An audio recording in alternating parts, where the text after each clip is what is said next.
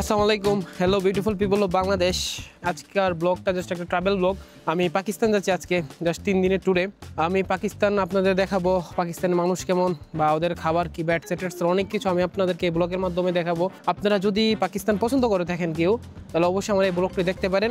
এছাড়াও আমি আমার ট্যুরের যত কিছু যা কিছু আছে আমি আপনাদেরকে এই ব্লগের মাধ্যমে দেখাবো, তো আপনারা ব্লগটি দেখতে থাকেন। আমি ইতিমধ্যে মানাস ইন্টারন্যাশনাল এয়ারপোর্টের উদ্দেশ্যে রওনা হয়ে গেলাম। আমার মূলত ফ্লাইট আপনার কিরগিজ টাইম 6:50-এ, তারপর তাসকান থেকে ইসলামাবাদ এয়ারপোর্ট, মাঝখানে 13 ঘন্টার একটা ট্রানজিট। এই ট্রানজিট আমি কী করবো তাও আমি আপনাদেরকে দেখাবো। আমাকে এয়ারপোর্টে দিয়ে আসার জন্য পিছনে আছে আমার মামুন, মাহফুজ আর শাকিল। আমি তো আমার গাড়ি আনতে পারি নাই, সেই কারণে আমি ইয়ানডেক্স অর্ডার করে চলে যাচ্ছি মানাস ইন্টারন্যাশনাল এয়ারপোর্টে।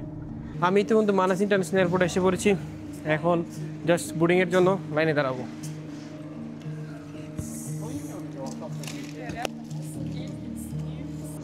আমি এখন বোর্ডিং করছি বিশকেক টু তাসকান।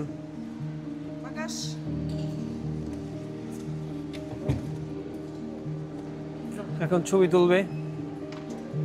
আমি আমার বোর্ডিং পাস কমপ্লিট করছি, এখন জাস্ট ইমিগ্রেশনে চলে যাব। তো মামুন, মাহফুজ আর ভিডিও ম্যান আছে আমার শাকিল, তারা আমার আসছে দেওয়ার জন্য। তো জাস্ট বোর্ডিং করার পরে তারপরে আমি ফ্লাইট উঠবো, দেন তাসকানের উদ্দেশ্যে। আমি ইতিমধ্যে আমার সব কিছু কমপ্লিট করে জাস্ট ওয়েটিং করছি বিমানের জন্য। আমি ইমিগ্রেশন কমপ্লিট করেছি, ইমিগ্রেশনের পর যে চেকিং হয় সেটাও কমপ্লিট করেছি।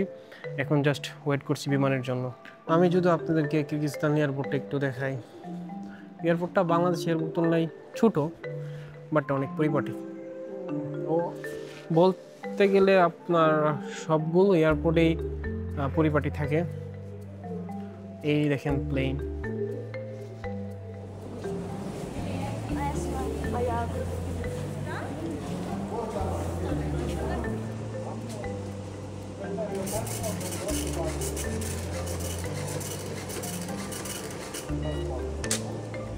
এখন আমি আমার সব কিছু কমপ্লিট করে অবশেষে বিশকেক থেকে তাসকানের উদ্দেশ্যে রওনা হচ্ছি।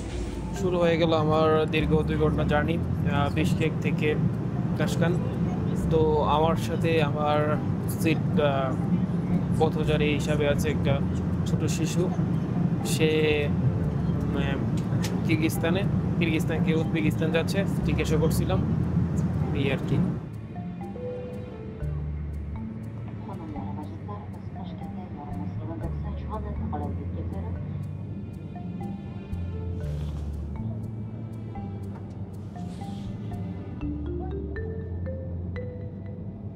Tashkent Islam Karimov International Airport.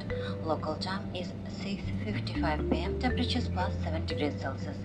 Please remain seated. Your seatbelt must be fastened until the seatbelt sign is turned off.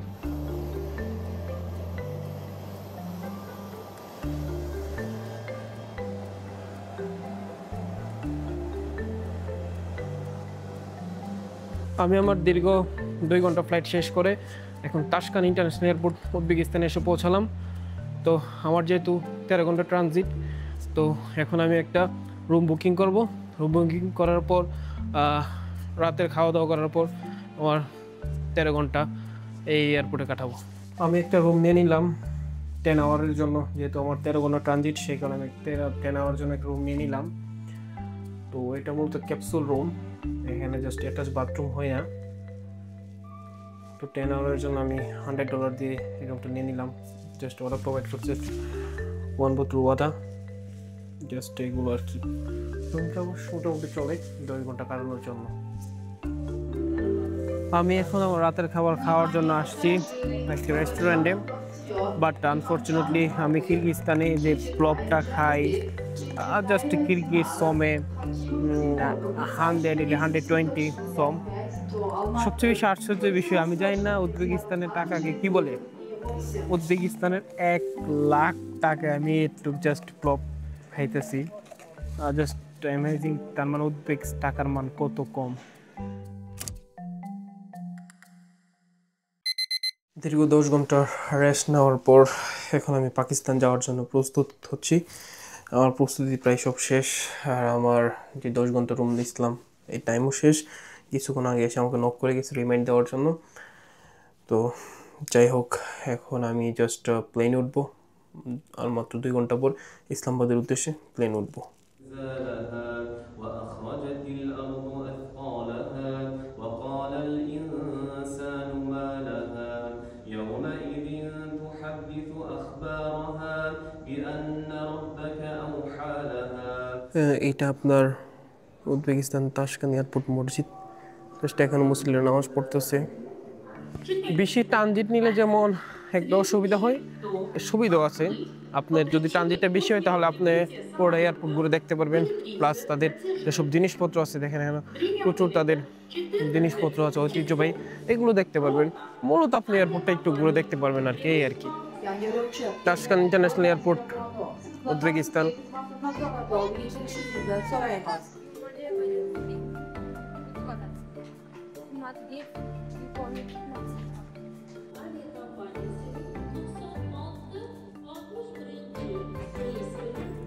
আমার ইসলামাবাদ ফ্লাইটের চেকিং শুরু হয়ে গেছে। আমি যদি আপনাদের একটু দেখাই, Islamabad flight last one HY465 Islamabad checking শুরু। এখানে আমি যাবো চেকিং করার জন্য। চেকিংয়ের পর আমি প্লেনে উঠে ইসলামাবাদের জন্য রওনা হয়ে যাব।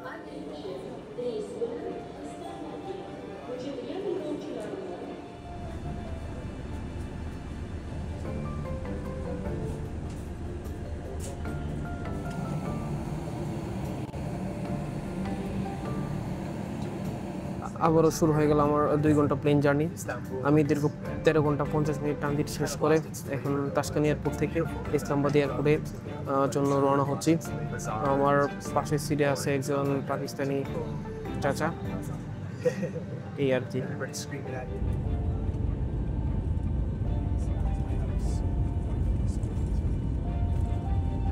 উজবেকিস্তান এয়ারলাইন্সে আমাকে তো সকাল নাস্তা দিয়ে গেল। আমি যদি আপনাদেরকে একটু নাস্তাটা দেখাই, নাস্তার মধ্যে আছে আপনার এখানে জাস্ট বিফ আর জাস্ট রাইস, এখানে জাস্ট কিছু কেক জাতীয় জিনিস আর ফ্রুট আর ওয়াটার।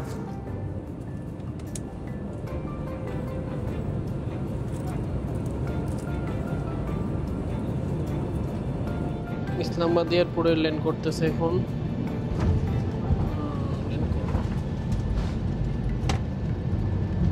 অবশেষে পাকিস্তানে এসে পৌঁছে গেলাম। এখন আমি জাস্ট ইমিগ্রেশন কমপ্লিট করে আমার ব্যাগেজ নিয়ে চলে যাব যে রেস্টুরেন্ট বা হোটেল আমি বুক করেছি এই হোটেলে। It's Pakistan airport. পাকিস্তান ইমিগ্রেশনে অনেক লম্বা লাইন। আমি অবাক, আমি কোন দিকে দাঁড়াবো, এত লম্বা লাইন। আমার মনে হয় না কাজ চলতেছে পাকিস্তান এয়ারপোর্টে ইমিগ্রেশনে।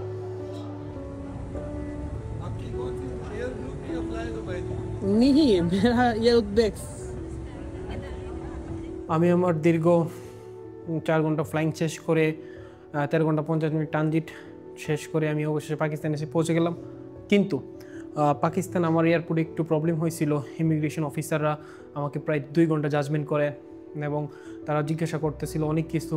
এর মধ্যে যদি আমি আপনাদেরকে বলি, আপনারা যারা পাকিস্তান আসতে চান তারা অবশ্যই কারো ইনভিটেশন নিয়ে আসবেন। আমি জানি পাকিস্তান 1 অ্যারাইভাল ভিসা দিয়ে দেয়, আমাকে দিয়ে দিচ্ছে অ্যাপ্লাই করার 2 দিনের মধ্যে। কিন্তু 1 অ্যারাইভাল ভিসার পরেও তাদের একটা রিকোয়ারমেন্ট থাকে যে আপনি কারো ইনভিটেশন নিয়ে আসেন। তো আমি সেই ক্ষেত্রে কী করবো দেন আমার একটা পাকিস্তানি ফ্রেন্ড ছিল, তাকে ফোন করছি, সে তার পাসপোর্ট দেই, তার পাসপোর্ট এবং তার কারণে একমাত্র আমি জাস্ট আজকে ইমিগ্রেশন ক্রস করে আসতে পারছি। তো আপনারা যদি কেউ পাকিস্তান আসতে চান অবশ্যই এই দিকটা খেয়াল রাখবেন।